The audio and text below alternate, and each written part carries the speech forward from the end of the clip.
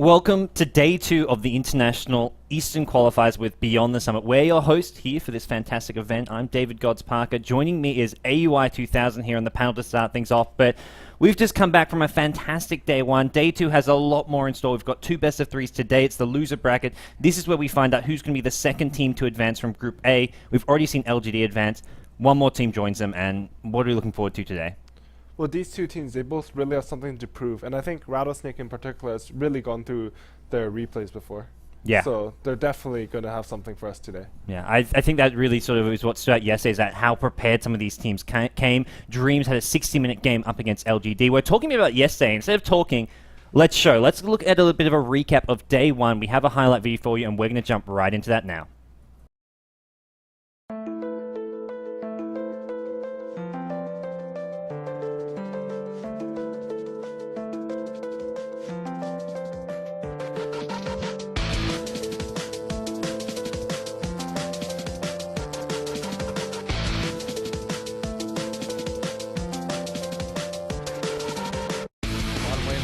Looks like Action Bottom Lane is about to pick up. Cog are there to trap in.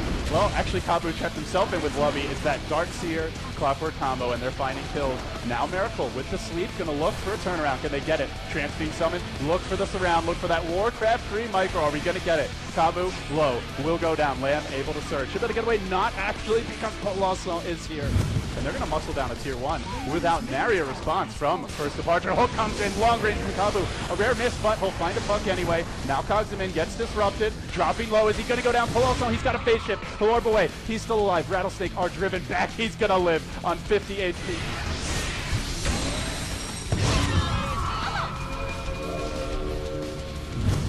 Nobody's going in. In fact, Miracle is on the run. Screen of Pain, Queen of Pain ult will be there. Lubby tries to TP out on the high ground, but the Song of the Siren is going to keep him alive. A beautiful play.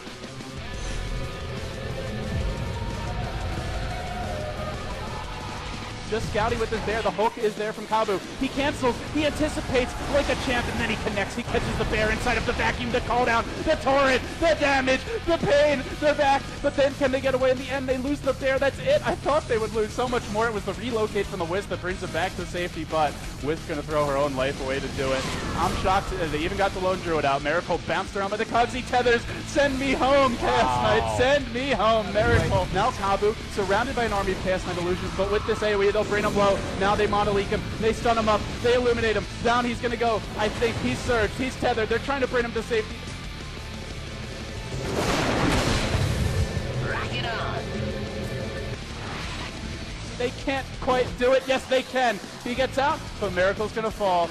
And when it's all said and done, I think first departure is going Roche after this, but maybe not. Miracle still on the run, eats battery salt, tethers away. Boy, he is a cheeky and obnoxious little bugger, but I still think he's dead. He's got a TP, maybe not. Where's the hook? Where's the cogs? He does get away. Miracle Dota, ladies and gentlemen.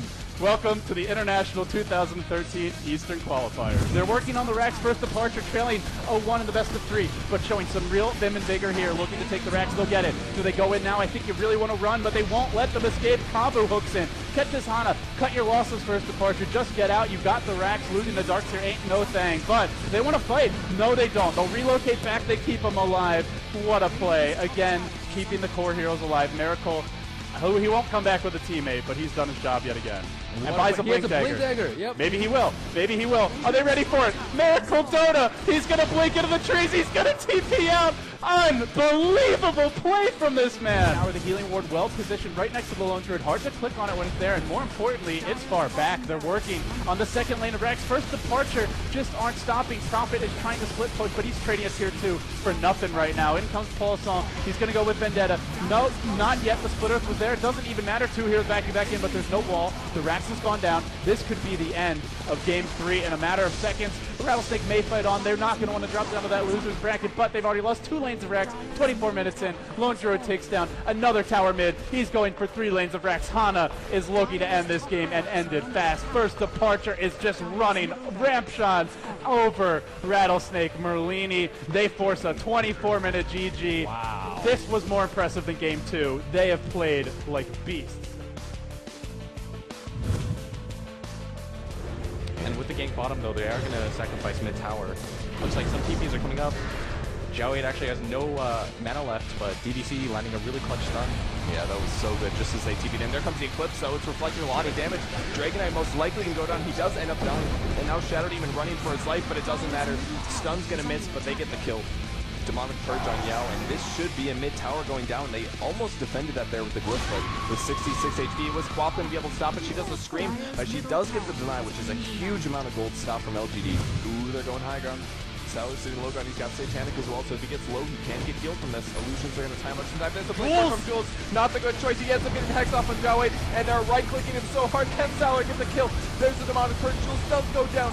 Even the Dragonite is right-clicking. Oh my gosh, he's level 6. So much damage. AoE slow. The AoE slow is so huge here. DDC's going to go down. Even Anti-Mage hops in. He's not dead yet. He's just running for his life. He's on cooldown for everything. Blinks away, but the last word's going to secure the killer. ZD does pick that one up. Xiao 8 running for his life, doing some juking through the towers. Oh man, Salar's right-clicking against the Anti-Mage, but they're both dodging everything. The delayed for Fountain as well. He gets so low down to 300 HP, but I think they're going to be able to clean up the Dragonite. Yeah, they will. The last word and some EXP. DD's going to be able to pick up some int, 2 int from that one. Anti-Mage getting earned up. Salar thinking about fighting, but the more time they drag this out, Anti-Mage's going to get away. The Manta Style pops the Satanic as well as getting the heals. He's not missing. JYC gets low. Mana's completely gone. He's got ulti in 28 seconds. Can they get the kill? It's going to be so close to get Anti-Mage. I can't believe it. Salar running for his life. 180 HP. Oh my gosh, they turn things so hard here, and Salar is going to stay alive, and DD is going to clean this up. I'm pretty sure there's the kill.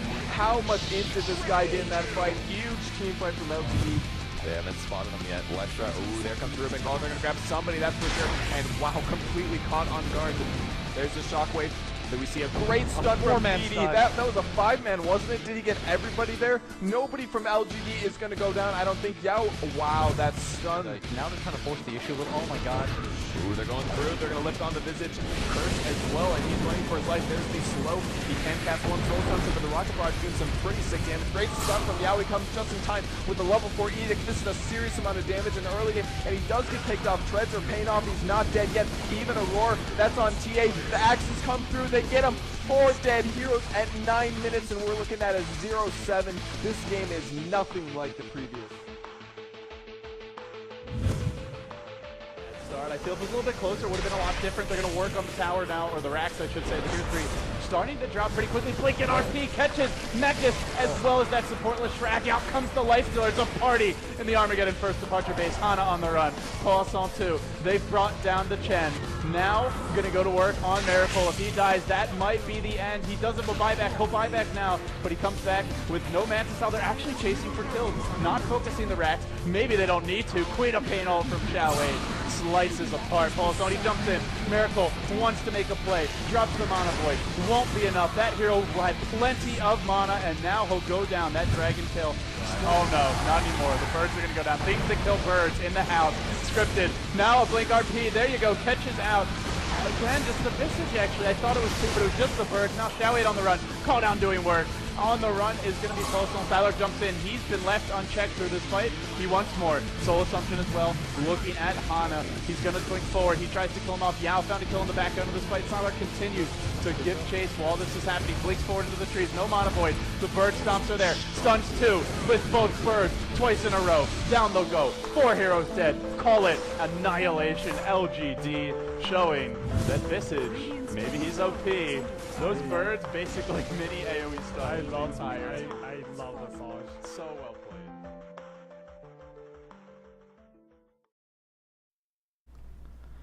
Well, that was day one. A lot of LGD clips, a lot of LGD domination. What, as far as anything that stood out for you, what was your favorite moments from yesterday? Honestly, I just really liked watching Salar play his Luna game. I thought that in that game he really turned the game around in the fight at mid, fight bottom jungle, with his where he just came with Luna, got double kills of both of them, and his movement was so like precise and it works just so well. Yeah, Sylar played amazing. LGD as a whole played amazing. The other big standout point for me was the Wisp play from Miracle. It was kind of like the wow factor yesterday. First departure didn't advance. They did win their first match, causing the upset of yesterday, beating Rattlesnake. We now find ourselves in the loser bracket, though, so we'll take a quick look at where we are in Group A by taking a look at the bracket. In the lower bracket, we do have Rattlesnake taking on Dreams Legion Steel Series. Rattlesnake, a team not many people expected to find in the loser bracket this early on, but they're going to have to claw their way past Dreams, and then following that, possibly first departure, assuming they actually managed to beat Dreams. So 2 best of 3s, one more team going to be joining LGD China in the playoff brackets here. We'll take a quick look at the schedule as well, just to let you guys, the viewers, know what's going on. And as you can see, the match should be starting around now. That'll be starting about 10-15 minutes pushed back. Our first match, Dreams versus Rattlesnake, scheduled for 3 a.m. Pacific Daylight Savings Time. Our following match at 6 a.m. for those of you living in the more normal Singaporean time zone. That's 6 p.m. followed by 9 p.m. And for you guys in Europe, you can do the conversions. We're pretty much going to be starting now with our first match, and then 3 hours from now will be our second best of 3 in the loser bracket. But that's pretty much it as far as the introduction today. That's where we are in the bracket. That's what's going to be going on. I'd love to introduce our casters because they're going to be the ones getting us into this first match, although we are going to introduce the teams as well. Big hello to Luminous as well as Molini over on the casting desk. How are you two doing? Pretty good. How about yourself? Doing good. A little bit sleepy because it's really early and maybe I missed her, but did you just say that Rattlesnake have to claw their way past Dreams? Because I don't know who's going to be clawing. I think Dream's going to be clawing to stay alive.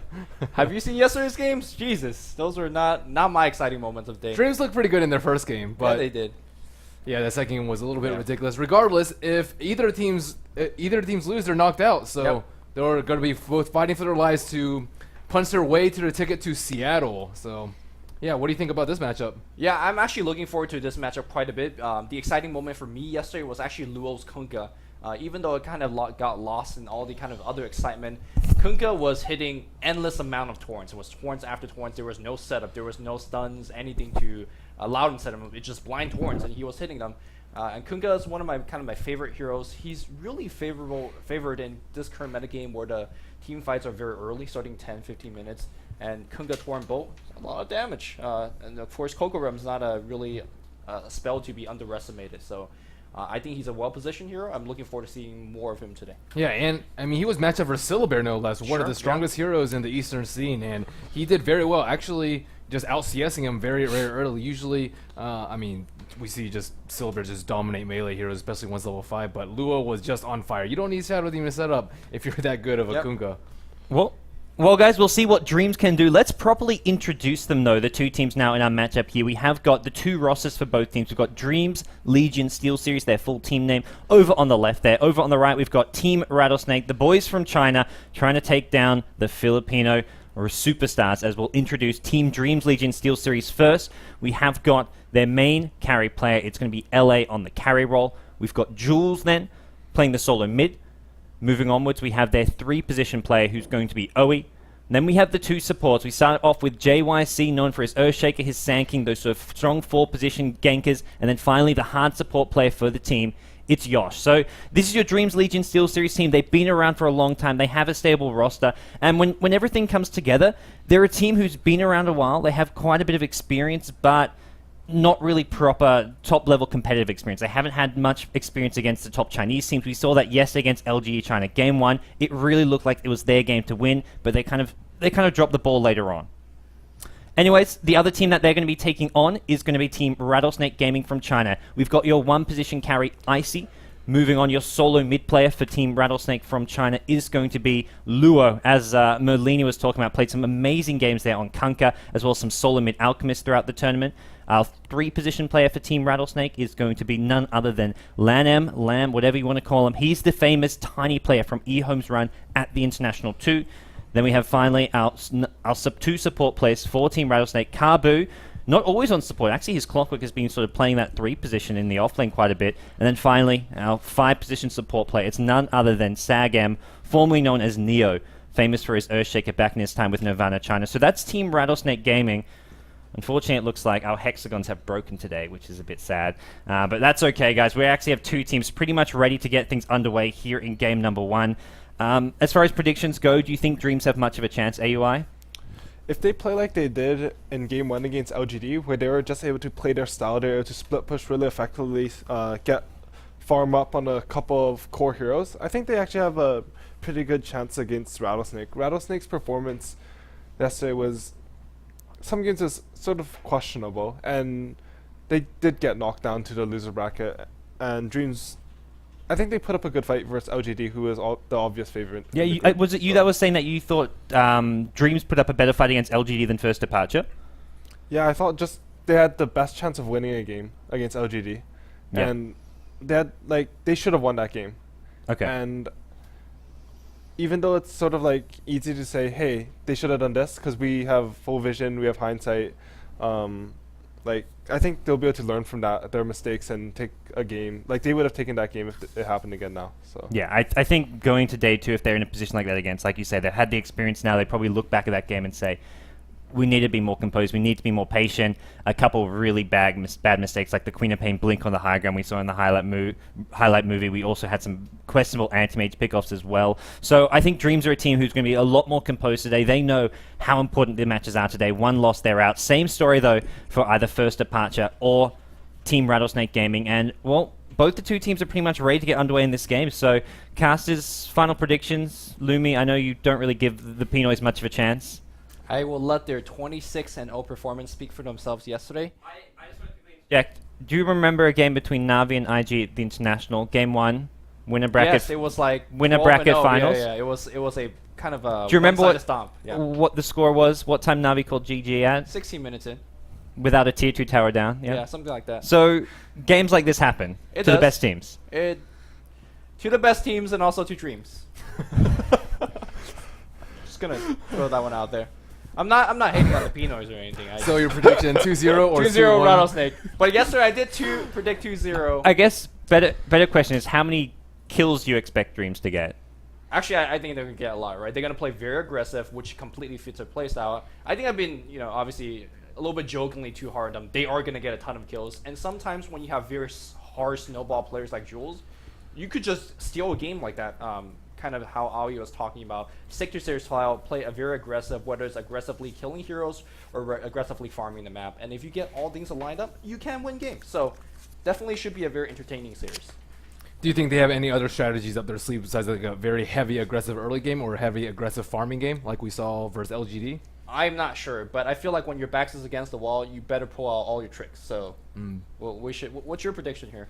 I think 2-0 Rattlesnake. I think Yeah, nothing special there. Rattlesnake, I think they're just more solid of a team. We saw them fall apart a little bit, and I think just the third game they were maybe just still a little bit on tilt after the second game. But with a full day's rest for both teams, I think Rattlesnake just shown to be more full of a team, more strategies, more tricks up their sleeve, and just more composed. I think Dreams, I mean, they lost the first game and they just completely fell apart the second game. Yep. And if you just throw them off a little bit, I mean, it could be as ugly as yesterday. I mean, we talked about falling apart. Rattlesnake had a little bit of falling apart yesterday as Right. well. I mean, a lot of us predicted that it was a 2-0 victory or a 2-1 victory over FD.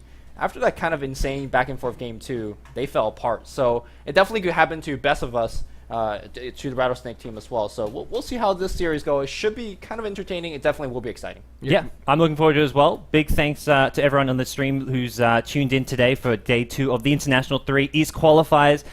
Teams are ready. Game is loading up, guys. So when we're back, we'll be live with our first game of today. It's going to be Team Rattlesnake from China taking on the Filipino Hope. Well, one of two. Manesi's in the other group. It's going to be Dreams leading Seal Series.